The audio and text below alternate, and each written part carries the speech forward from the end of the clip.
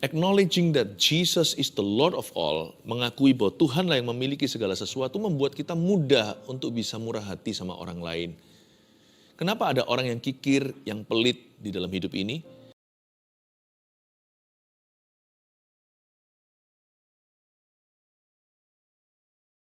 Tuhan bagi umat-Mu, keluarga Saat Teduh.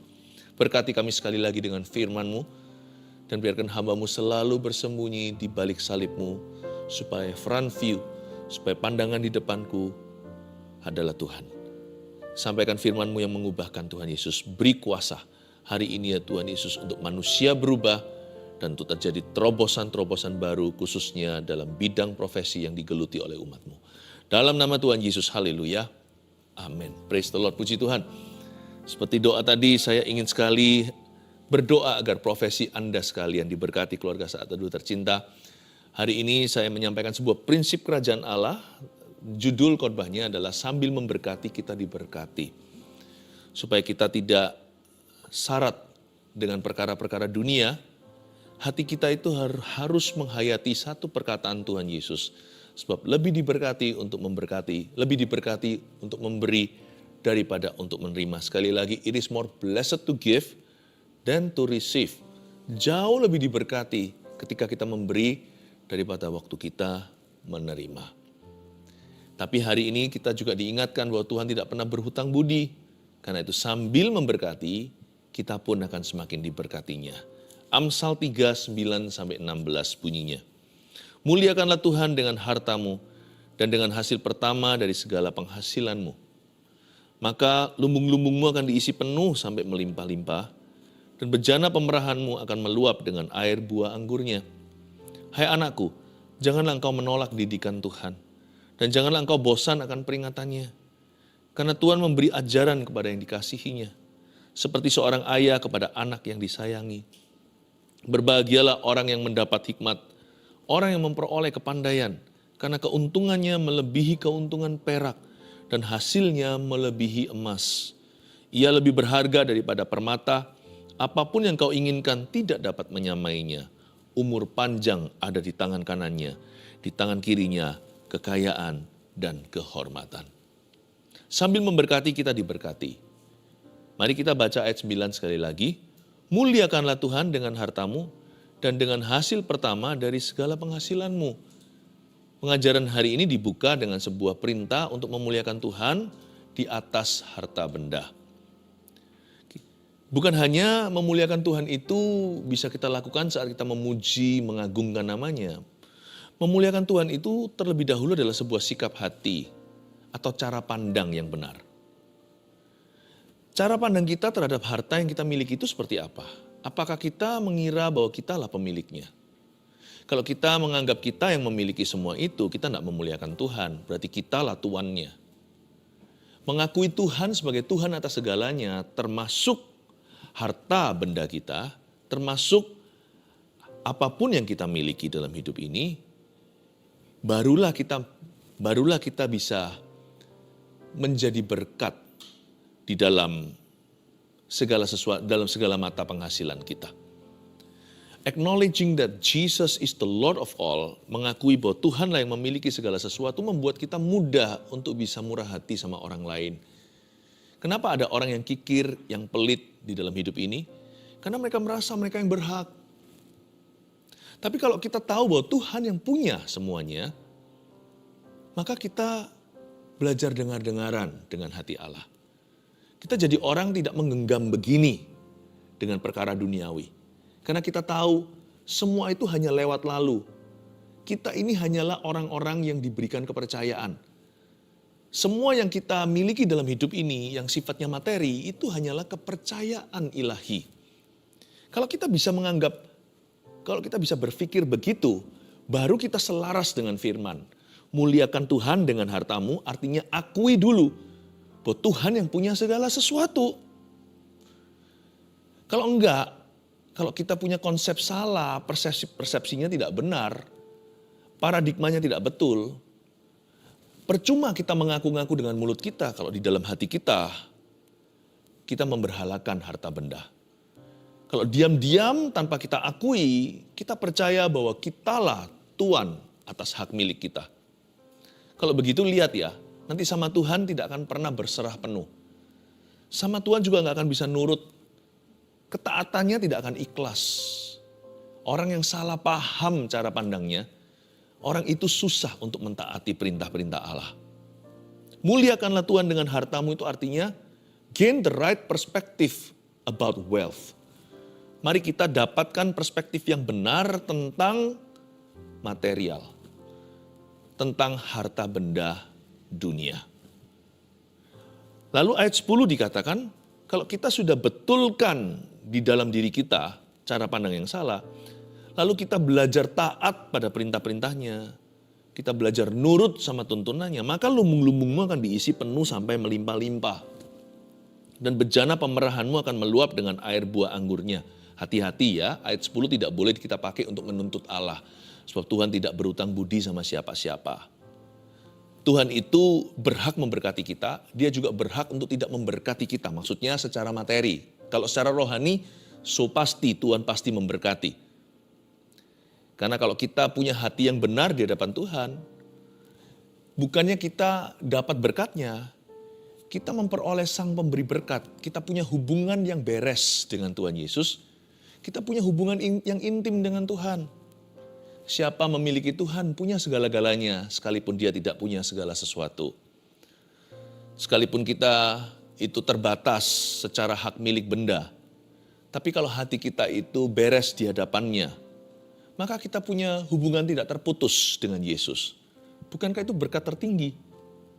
Tapi Tuhan itu nggak hanya bisa memberkati kita secara rohani, Tuhan juga bisa memberkati kita secara materi, secara jasmani. Meskipun disclaimer-nya begini, kita nggak boleh pakai ayat ini sebagai undang-undang untuk menuntut Tuhan. Kalau kita melakukan itu, Tuhan bisa menuntut kita kembali, kita bisa masuk neraka karena kita nggak layak masuk surga. Tapi ayat ini bisa kita pakai untuk rendah hati datang kepada Tuhan untuk memohon berkat-Nya.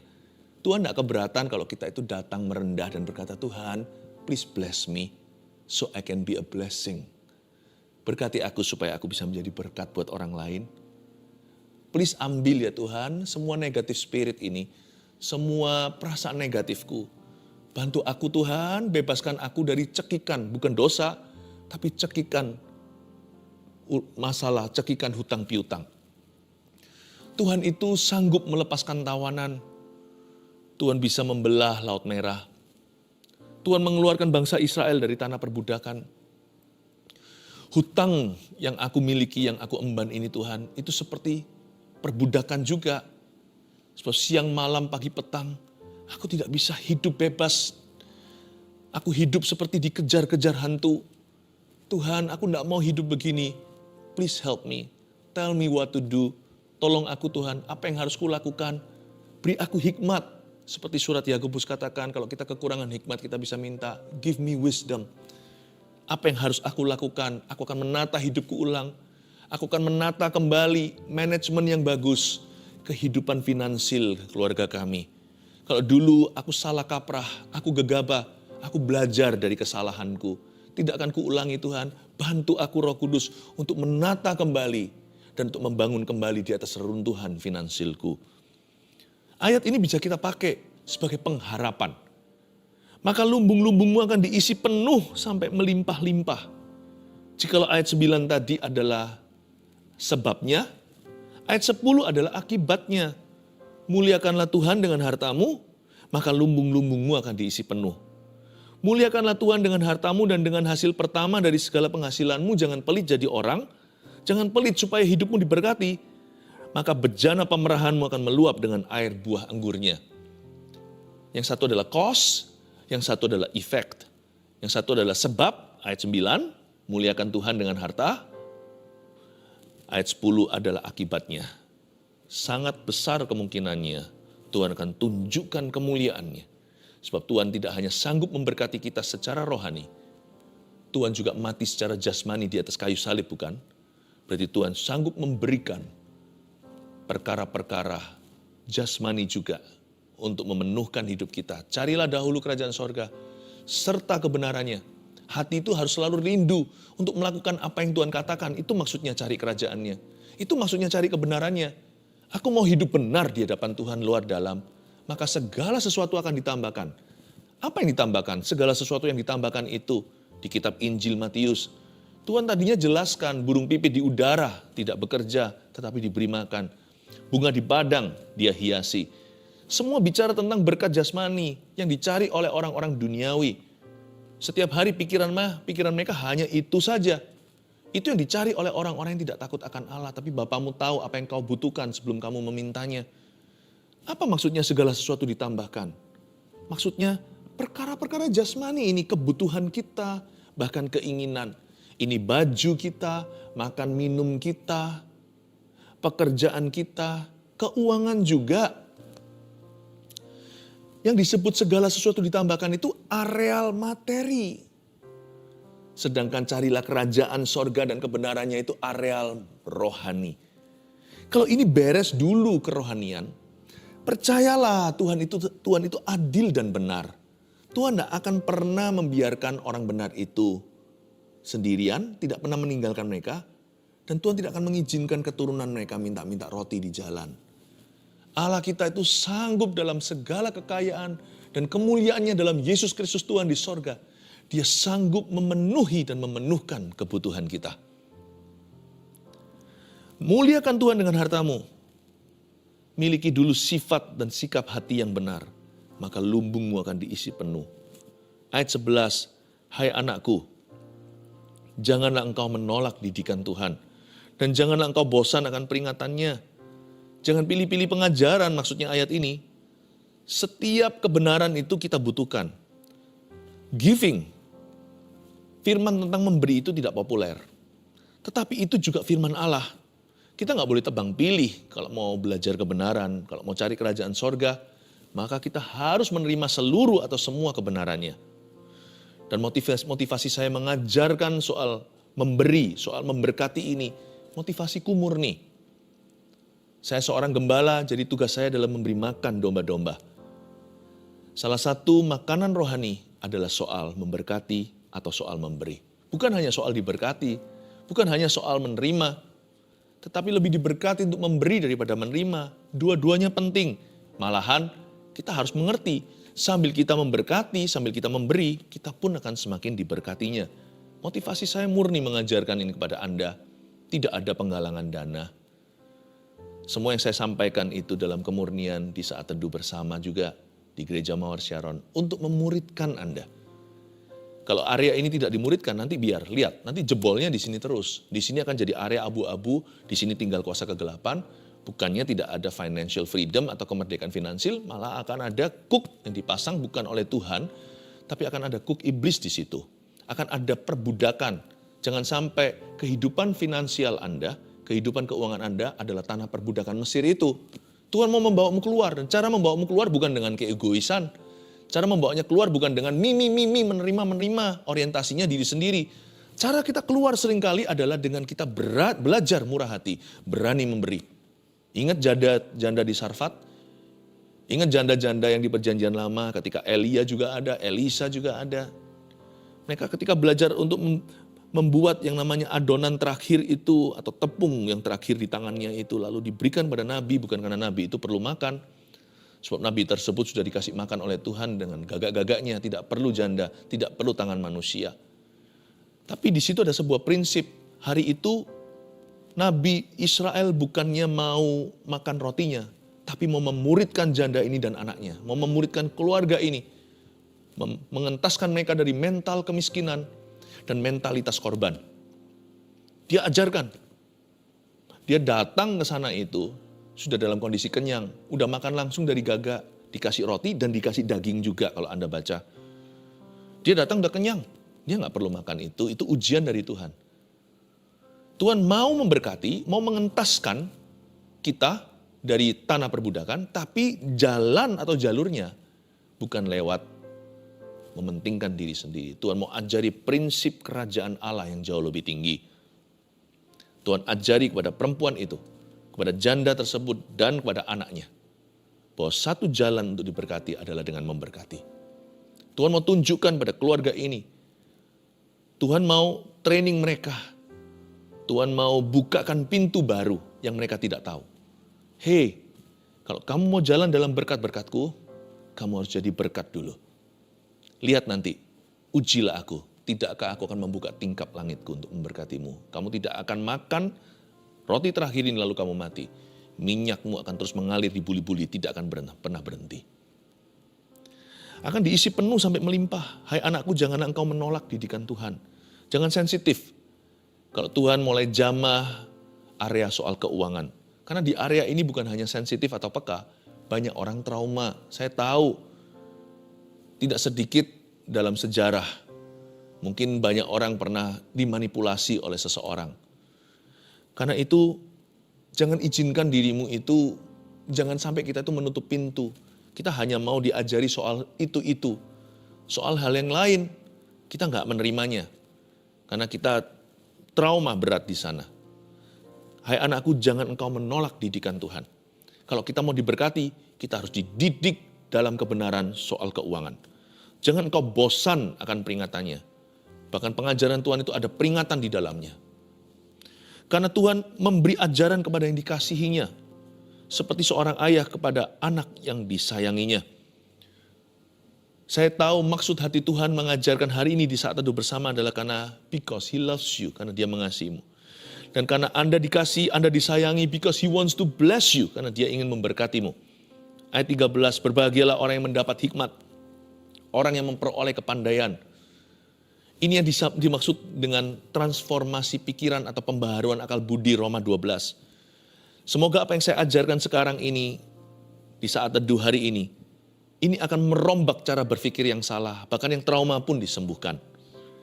Saya doa supaya keluarga saat teduh memperoleh hikmat dan mendapatkan kepandaian. Ada spiritual blessings dalam pengajaran yang benar. Ada berkat rohani. Apa itu berkatnya? Ada spiritual intelligence atau ada intelijen rohani di dalamnya. Ada a wise heart atau ada hati bijaksana di dalamnya. Saya berdoa di dalam nama Yesus soal profesimu, soal pekerjaan, marketplace, tempat kerja Anda. Soal bidang usaha yang Anda gelutin atau karirmu. Dan juga ujungnya soal keuangan, bukan dari semua pekerjaan itu kan Anda mencari nafkah. Saya berdoa di dalam nama Yesus agar Anda mendapat hikmat lewat saat teduh bersama. Agar Anda memperoleh kepandaian, tapi bukan kepandaian dunia yang licik, yang seringkali tidak jujur menghalalkan segala cara. Tapi memperoleh kepandaian dari Roh Kudus, yaitu hati yang bijaksana. Saya berdoa agar paradigma Anda berubah. Seperti wanita tersebut, janda tersebut. Ketika dia diubah, ketika dia belajar untuk melihat bahwa jalan diberkati itu adalah memberkati. Wow, terbukalah tingkap kuasa. Saya berdoa supaya Anda memperoleh sebuah kepandaian baru. Roh Anda diangkatnya untuk memperoleh iman secara supranatural. Ayat 14, karena keuntungannya melebihi keuntungan perak dan hasilnya melebihi emas. Saya berdoa supaya Anda menjadi orang yang sukses versi Tuhan. Yes, be successful, menjadi sukses menurut versinya Bapa. Karena keuntungannya melebihi keuntungan perak dan hasilnya melebihi emas. Di ayat 14 ada kata keuntungan. Keuntungan 2 kali diulang. Lalu ada kata hasil melebihi emas tadi. Di sini saya berdoa supaya sejak hari ini Anda akan untung dan berhasil. Katakan amin. Puji Tuhan. Saya ingat kata-kata Tuhan pada Yosua, kamu harus jaga diri. Renungkan firman siang dan malam. Jangan menyimpang ke kanan dan ke kiri. Tapi takutlah akan Tuhan. Supaya kemanapun kamu pergi, perjalananmu harus berhasil. Supaya kamu memperoleh keuntungan kemanapun kau pergi. Dan perjalananmu berhasil. Mazmur 1 katakan, renungkan firman Tuhan siang dan malam. Jangan pernah kita duduk bersama dengan orang fasik. Mendengar nasihat orang fasik, duduk dengan pencemooh. Berjalan, berdiri di jalan orang berdosa. Tetapi renungkan firman Tuhan siang dan malam. Carilah Taurat Tuhan, supaya apapun yang kau lakukan berhasil. Ia lebih berharga daripada permata, ayat 15, apapun yang kau inginkan tidak dapat menyamainya. Sungguh, Anda bisa pergi ke seminar bisnis, semua motivasi. Anda bisa pergi kepada semua konferensi, seminar-seminar terbaru, pameran-pameran. Itu tidak menjamin berkat Tuhan. Itu hanya ilmu pengetahuan, itu perlu juga sih, tapi itu bukan fondasi. Fundamentalnya di sini. Yang lebih berharga daripada permata, emas, perak, semuanya adalah pengenalan akan Allah. Pengetahuan akan kebenaran. Perubahan akal budi kita, ini yang terjadi sekarang. Umur panjang ada di tangan kanannya. Ini berkat yang superior.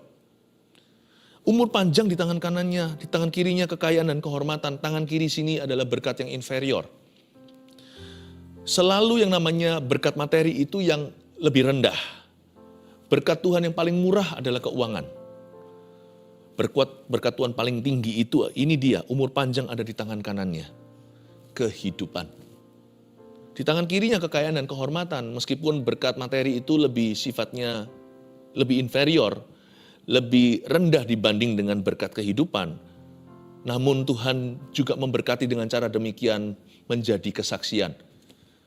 Banyak sekali kesaksian di luar sana bagaimana Tuhan tolong bisnis seseorang. Bagaimana Tuhan tolong toko seseorang. Bagaimana Tuhan tolong keuangan seseorang dan keluarga seseorang. Berkat itu indah, sekalipun berkat itu bukanlah segala-galanya.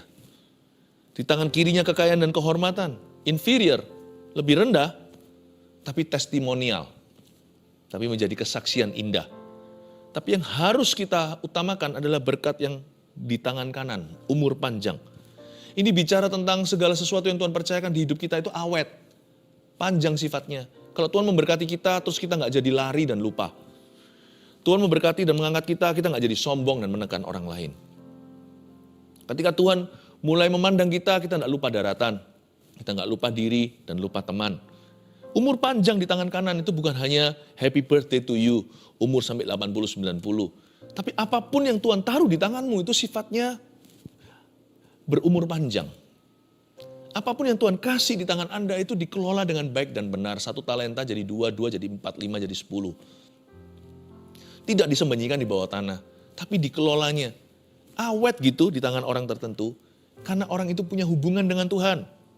Umur panjang ada di tangan kanannya bukan hanya hidup panjang, tapi hidupnya bersekutu dengan Yesus. Seumur hidupnya melayani dan mengabdi.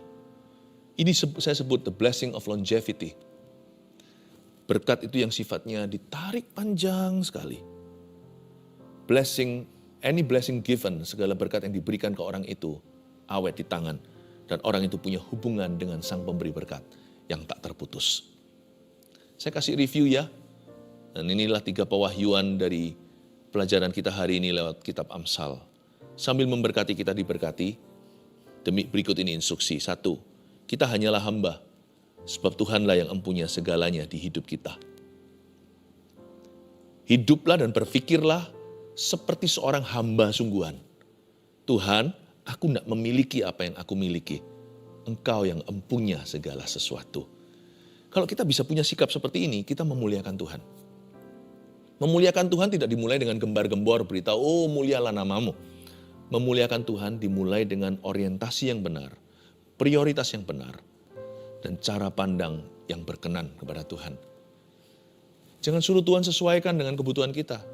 Kita yang harus sesuaikan dengan kebenarannya. Kita yang naik tangga-tangga Yakub itu ke sorga. Kita berkata, Tuhan kau benar, aku salah. Dulu sebelum aku lahir baru, aku kira aku yang punya segalanya. Terserah aku toh. Kan uang-uangku, hidup-hidupku, badan kan badanku. Aku mau lukai kek, aku mau bunuh diri, urusan saya. Bukan urusan siapa, nggak bisa. Sekarang kita mengerti hari ini, kita sudah tahu kebenaran. Bahwa Tuhanlah yang mempunya segalanya. Termasuk keuangan dan harta benda kita. Oke Tuhan, kalau begitu saya yang mencocokkan diri, saya yang adaptasi. Tuhan yang punya segalanya. Ajari aku untuk tunduk diri. 2, carilah kebutuhan yang dapat diisi. Lalu belajarlah memberi dengan sukacita. Ya, kita harus aktif, proaktif seperti orang yang selalu bermasalah. Yaitu orang yang selalu cari kesalahan pada diri orang lain. Itu kan mereka itu sebenarnya aktif, cuman iman mereka negatif. Mereka percaya pasti aku bisa menemukan kesalahan dalam diri saudaraku. Dicari ketemu. Tapi kalau orang dalam kebenaran juga harus cari kebenaran. Serta kerajaan itu. Cari-cari kebutuhan yang dapat kita isi. Berlomba-lombalah untuk murah hati menjadi seorang pemberi. Be a giver. Jangan berlomba menjadi receiver. Sebab seluruh dunia semua orang termasuk orang fasik yang tidak kenal Tuhan. Orang jahat pun begitu. Semua berlomba untuk menerima sesuatu. Tapi hanya orang yang benar dan dibenarkan oleh Tuhan. Atau orang yang mencari kebenaran, yang biasanya mencari-cari suatu kebutuhan agar dia bisa isi dan sebagai alasan untuk dia bisa memberkati. Carilah kebutuhan yang dapat kita isi. Kita semua punya kekuatan untuk memberi kok. Ada orang memberi dari kelebihan. Tapi seperti seorang wanita tua tersebut di bait Allah yang Yesus lihat 2 peser yang dia beri. Ada juga orang yang bisa memberi dari kekurangan. Everyone can give. Kalau saya sih dari sejak saya masih bujangan waktu saya kuliah. Setelah saya bertobat, lahir baru kan saya SMA 3. Lalu saya masuk ke sekolah Alkitab. Saya paling suka sisihkan dari uang saku saya karena saya belum berpenghasilan. Sekarang saya bisa buka karena sekarang saya karena itu sudah berlalu lama. Kalau dulu saya memberi dengan tangan kanan, tangan kiri nggak boleh tahu. Tapi sekarang bisa jadi kesaksian. Mungkin bisa jadi inspirasi buat beberapa orang. Saya memberinya itu dulu basisnya bukan per bulan. Karena saya ambil uang saku keluar dari ATM tiap minggu. Ya pulang gereja saya ambil lalu Senin sampai Sabtunya. Saya biasanya akan sisihkan 30% dari uang saku saya. Yes, 30% itu semua termasuk uang bensin, uang ini, itu semuanya uang makan siang. Saya harus cukupkan dengan sisanya. Kalau nanti saya makannya berlebihan, nanti hari Kamis sudah habis, ya saya hari Jumat biasanya puasa di sekolah Alkitab saya. Saya 30% saya kasih, saya ambil amplop di gereja, tulisannya saya centang yang namanya misi, itu memang akan pergi ke misi. Entah itu misi gereja atau misi lewat gereja itu disalurkan kepada misionaris atau kepada badan-badan misi. Saya tulis, saya senang sekali dari dulu mencari kebutuhan misi untuk dapat saya isi. Dan saya ingin memberi dengan sukacita. Dan saya juga suka memberi orang-orang makan kalau mereka kelaparan. Dulu waktu saya sekolah di Kanada, ada satu tempat itu namanya Union Gospel Mission House. Itu di pinggir jalan di tempat yang paling kumuh di downtown sana. Di downtown Vancouver. Saya dari waktu ke waktu 1-2 bulan sekali pergi ke situ lalu bantu-bantu ibu-ibu masak spaghetti, tapi saya yang menyajikan itu ke orang-orang jalanan yang semua lagi mabuk, siang hari mabuk dan juga sedang perasaan high dalam narkoba. Pemerintah nggak bisa apa-apa karena orang-orang itu tidur di jalanan. Nggak ada yang bisa melepaskan mereka. Mereka datang kita kasih makan, setelah itu mereka harus ikut ibadah dulu sebelum makan. Waktu ikut ibadah ya nggak konsentrasi. Ini orang-orang yang lagi mabuk, lagi high. Setelah kasih makan spaghetti, saya ngobrol-ngobrol sama mereka, saya lap-lap wajahnya. Kalau mereka lagi makannya itu belepotan. Dalam hati saya bertanya, saudaraku setelah kau makan kau kembali ke narkobamu. Saya pikir memberi makan itu layak kita lakukan. Karena mereka lapar, jangan ngomong Injil, kasih mereka makan dulu. Itu dingin lagi di Kanada, kasih makan. Tapi saya tahu misi gak berhenti sampai perut seseorang. Waktu itu saya belum mengerti kuasa Roh Kudus bagaimana. Saya melihat mereka dan berkata, sayang jikalau hanya perut yang diselamatkan. Buat apa orang itu makan, berapa jam lagi dia kelaparan, besok dia perlu makan lagi, lalu dia mati, masuk ke dalam neraka, masuk di dalam api penghakiman. Dalam hati saya berkata, harus ada sesuatu yang lebih dari ini. Gak hanya amal sosial, membantu kaum yang kelaparan atau lemah, mereka yang telanjang. Kita kasih baju, apalagi kalau lagi winter, kami datang pakai baju-baju bekas yang dikasih, atau baju-baju baru yang diberikan oleh jemaat. Kita kasih mereka pakaian. Tapi saya berkata, badan itu toh suatu hari akan ke kuburan. Rohmu kemana dari sini? Hati saya mengerang dan menjerit. Pasti ada sesuatu yang lebih dari sekedar belas kasihan yang kita bisa berikan secara materi. I want misi. Saya centang 30% dari uang saku saya. Pertama kali langsung hari Minggu saya masukkan dan saya tulis di situ. Ini adalah untuk misi, untuk memberitakan Injil. Cari kebutuhan yang dapat diisi. Lalu belajarlah memberi dengan sukacita. 3, ini janji Tuhan.